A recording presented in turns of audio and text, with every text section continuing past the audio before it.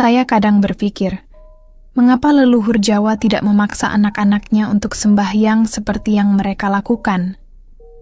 Jawabannya mungkin karena mereka percaya, rasa itu tidak bisa dipaksakan.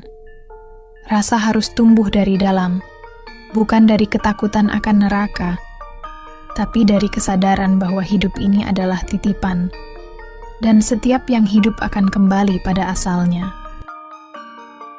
Coba Anda perhatikan, leluhur kita tidak marah kalau cucunya belum bisa tirakat. Mereka tidak menghukum kalau anaknya belum paham makna tapa brata. Mereka hanya memberi contoh lewat sikap dan laku hidup, karena mereka tahu laku lebih tajam dari kata-kata, dan rasa lebih kuat dari dogma. Zaman sekarang banyak yang alergi dengan ajaran leluhur. Ada yang menganggap semua itu klinik, tahayul, tidak ilmiah. Tapi di saat yang sama, kita menyaksikan hidup makin bising, hati makin cemas, dan manusia makin haus ketenangan. Padahal dulu, orang Jawa hanya dengan duduk diam di bawah pohon pisang bisa menemukan damai. Dulu, mereka hanya menatap bintang sambil ngudar rasa, dan mereka merasa cukup. Hari ini kita punya gadget canggih, media sosial, ribuan buku, tapi hati kita gelisah. Mungkin karena kita kehilangan satu hal, sembahyang dengan rasa.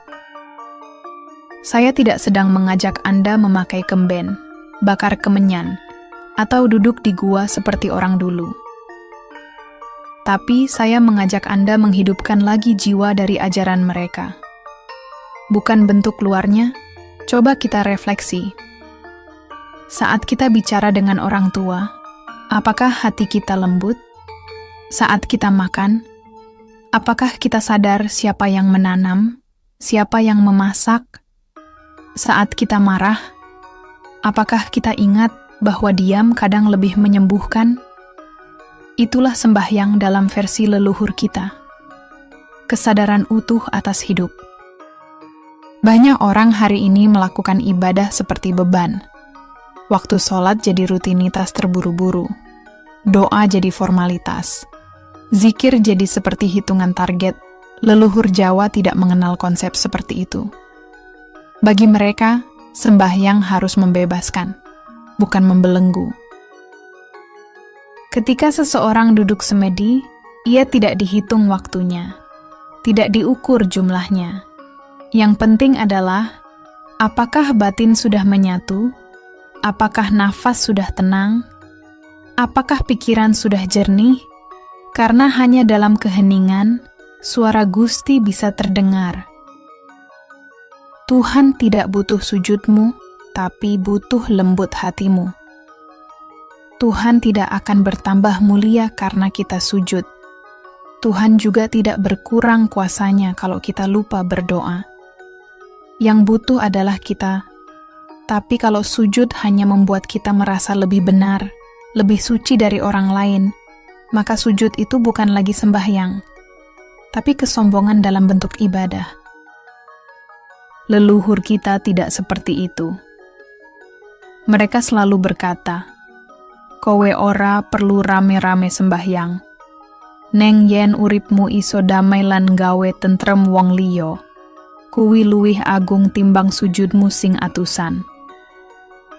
Itu maksudnya, kamu tidak perlu pamer ibadah. Tapi kalau hidupmu bisa membawa kedamaian dan ketentraman, itu lebih mulia dari ibadahmu. Semua agama punya jalan, semua budaya punya laku, semua manusia punya cara. Yang membuat kita sesat bukan karena jalannya beda, tapi karena kita saling menuduh dan mencaci. Saya percaya, jika seseorang benar-benar tulus, meski ia hanya berdoa dengan bahasa hati, meski ia hanya diam di bawah pohon sambil menangis, Tuhan akan tetap mendengarnya. Karena Tuhan tidak terikat bahasa, tidak butuh simbol, tidak tinggal di tempat tertentu. Tuhan ada dalam setiap hati yang bersih, dalam setiap napas yang sadar, dan dalam setiap rasa yang jernih.